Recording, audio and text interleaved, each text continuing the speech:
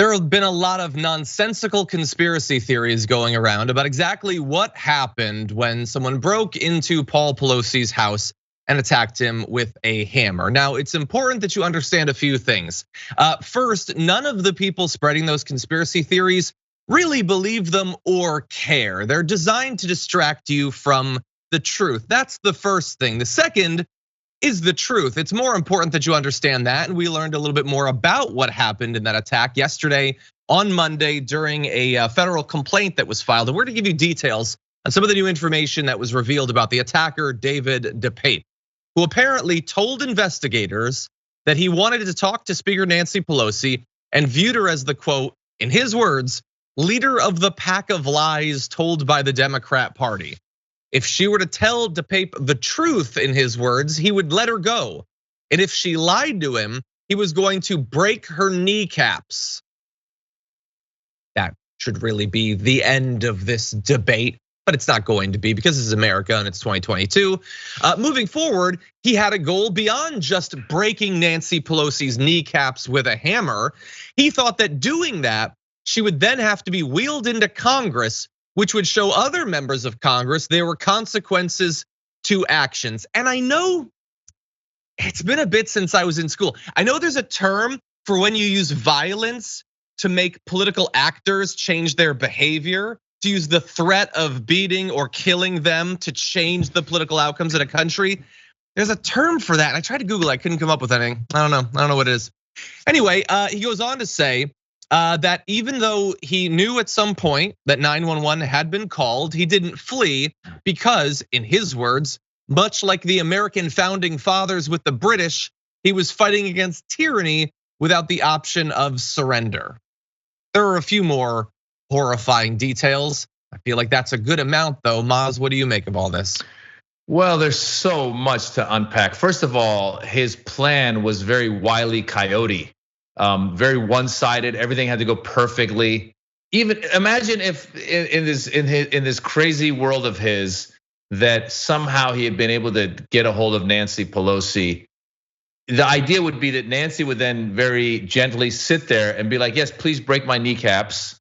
And then again, nobody would have arrested him in the process, and or maybe they would have. But then she would have agreed to be wheeled into Congress so that the Congress could see her in her wheelchair. I mean, clearly this man has mental illness, and the bigger danger that we run into is something that I've been saying for a long time. It's political leaders and people in the media who say things and they say, "I'm just saying something, I'm just saying something," and they're not taking into consideration that there are a lot of unstable people who are listening to them. And for this person to go and do what he did, it's just heartbreaking. I feel so bad for Paul Pelosi, and the fact that there's this conspiracy now that they're saying that these two were lovers or whatever they're saying. It's got to be. Can you imagine like walking down the street and a tree falls on you and they go, "Oh, he had a relationship with that tree. He had a relationship with the tree, and he's into trees." I mean, it's nuts. And the poor guy's 82 years old. I feel like the people say sometimes they go, "I wish," people go, "Oh, you should live to be 100." I'm like, I don't want to be 100. Because that just means more crap can happen. This poor guy in the past year, he had the DUI, which he brought on himself. Yeah, that one was on him. But then this, he's just got to be like, what? I thought I was done. I'm 82. He should be sitting in front of a fireplace, smoking a pipe, talking to grandkids. Well, maybe not the pipe in front of the grandkids, but you know what I'm saying. And the last thing I want to say is, shouldn't they have, even when Nancy's not there, shouldn't they have a police patrol or some sort of private security in front of the Pelosi house? 24/7. What's that? I'd look into that before I look into anything else. Sure. Yeah. And I'm sure that sort of thing will be looked into going forward. We have more details I'm gonna get to.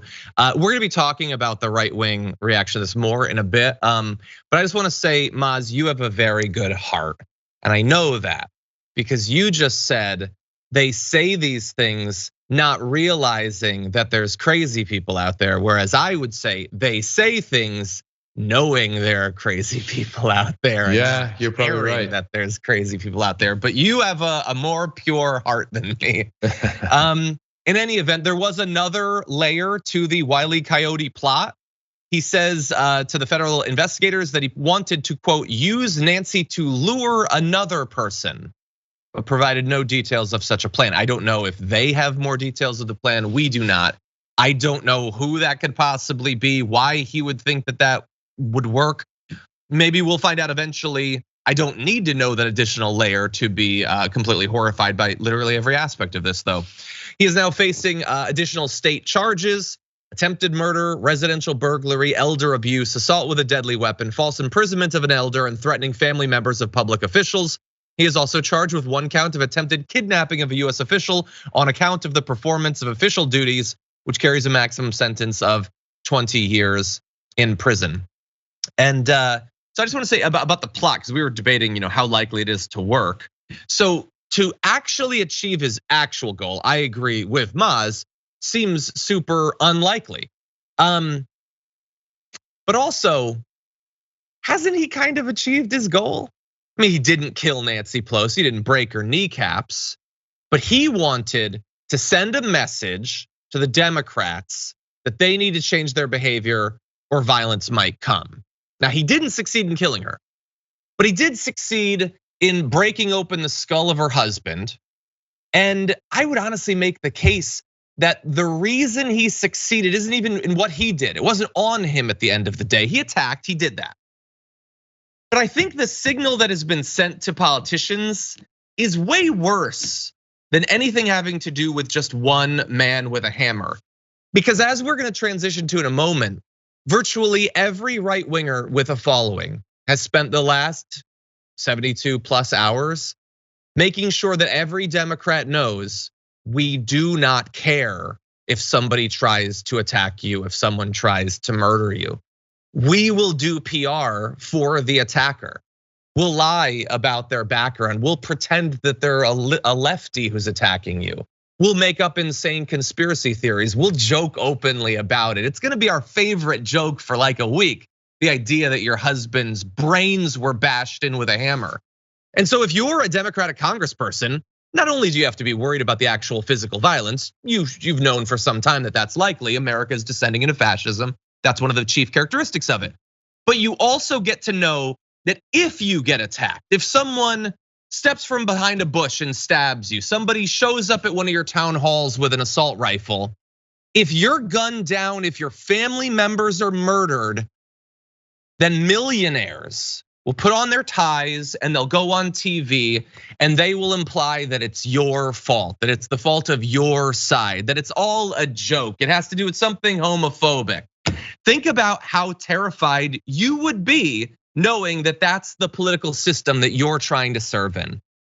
I think he did succeed, not in breaking a kneecap, but in breaking any faith a lot of people will have that America can come back from this dark place it's descended into.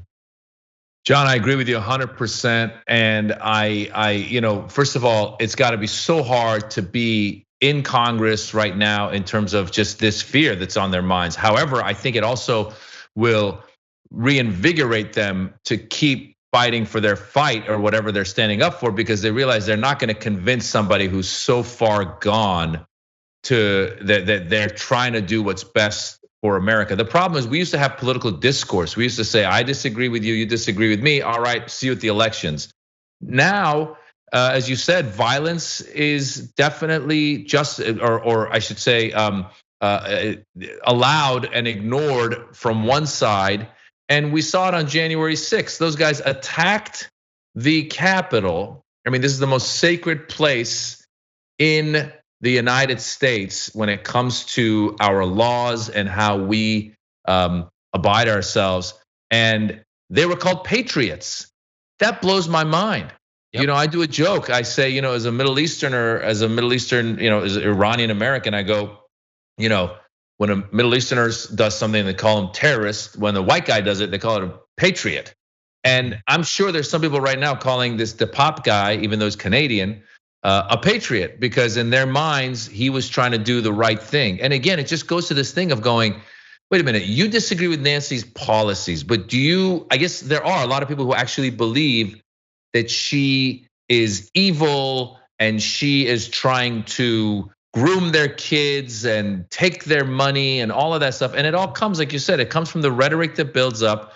And unfortunately, there should be at least some ceiling where everybody goes, look, violence against a Democrat or a Republican is wrong. Violence is wrong. And yet, as you say, we've gotten to this point where there's people putting on their ties and making excuses for this guy, coming up with conspiracy theories the same way they did on January 6th. The first thing they said about January 6th, they go, oh, those were Black Lives Matter guys.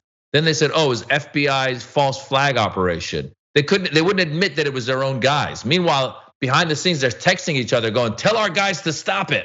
So they know, the Sean Hannitys and the Tucker Carlsons, they all know that it's their people, but they try to, shine the light, the light, wave the shiny object over here to distract their listeners and their viewers to go, no, it wasn't us, it was someone else. And then when it comes out that there's a manifesto that's regurgitating their words, they say, well, this is free speech and the guy was expressing himself and it has nothing to do with us. And it's Nancy's policies and it's Nancy's fault because she was trying to make LGBTQ more accepted. Yeah, 100%. Yeah, they did. As you said, they did it with January 6th. Kyle Rittenhouse was a patriot.